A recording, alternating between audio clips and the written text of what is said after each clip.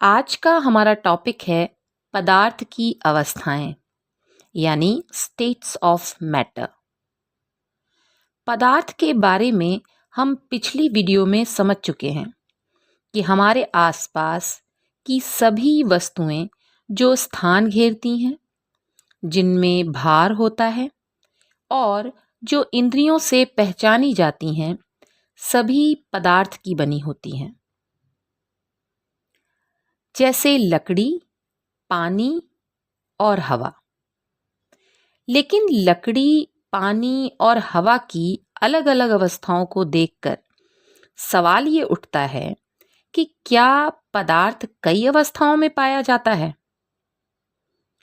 अवस्था में भिन्नता का अर्थ ये है कि लकड़ी तो बहुत सख्त यानी ठोस होती है, पानी गीला होता है और बहता भी है, हवा दिखाई नहीं देती और जितना स्थान दो पूरा घेर लेती है। इससे ये पता चलता है कि पदार्थ की 3 अवस्थाएं होती हैं, जिन्हें हम ठोस, द्रव और गैस के नाम से जानते हैं। ये तीनों अवस्थाएं एक दूसरे से संबंधित हैं। इन्हें ताप यानी टेम्परेचर बदलने के साथ एक दूसरे में परिवर्तित किया जा सकता है।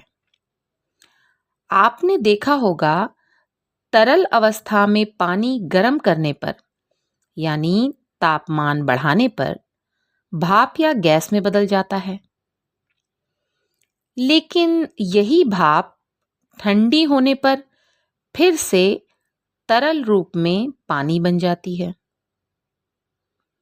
पानी को बहुत कम टेम्परेचर पर रखने पर वो बर्फ में बदल जाता है और ताप बढ़ाने पर फिर से तरल पानी के रूप में आ जाता है। इससे पता चलता है कि पदार्थ जिन एटम्स या मॉलिक्यूल्स से मिलकर बना है, उनकी व्यवस्था में कुछ अंतर जरूर है। ठोस अवस्था में एटम्स या मॉलिक्यूल्स एक दूसरे से इतने पास होते हैं कि उनके बीच का स्थान बहुत कम होता है। इसलिए ठोस पदार्थ की बनी वस्तु सख्त यानी सॉलिड होती है।